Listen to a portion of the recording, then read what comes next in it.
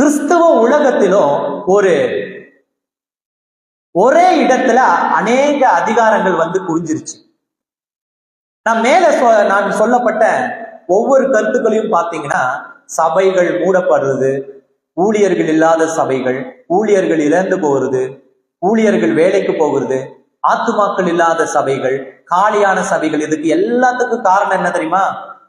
ஏன் இந்த உலகத்துல மனுஷரே இல்லையா, விசுவாசியே இல்லையா அப்படின்னா எல்லாம் இருக்காங்க.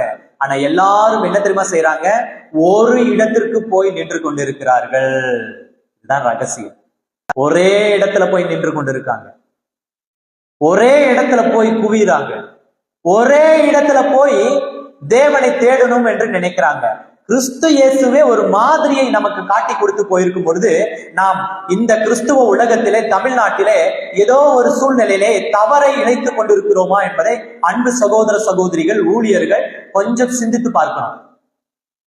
நாம ஒரு செய்தியை பேசும் பொழுது உடனடியா அதோட டிபேட், உடனடியா அதற்கு எதிர்கருத்து, உடனடியா அதை நசுக்கக்கூடிய காரியங்களை செய்யக்கூடாது.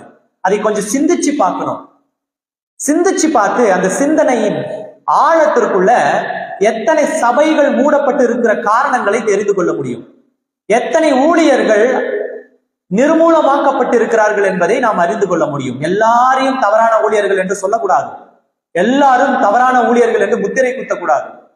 இந்த உலகத்துல ஊழியர்கள் இல்லை என்றால் ஊழியம் இல்லை, ஊழியர்கள் இல்லை என்றால் நீ கொடுக்கிற காணிக்கையை எங்க கொடுப்ப? அங்கீகாரம் கிடையாது உனக்கு. ஊழியர்கள் இல்லை என்றால் தேவனை தேடுகிற இடங்கள் இல்லை.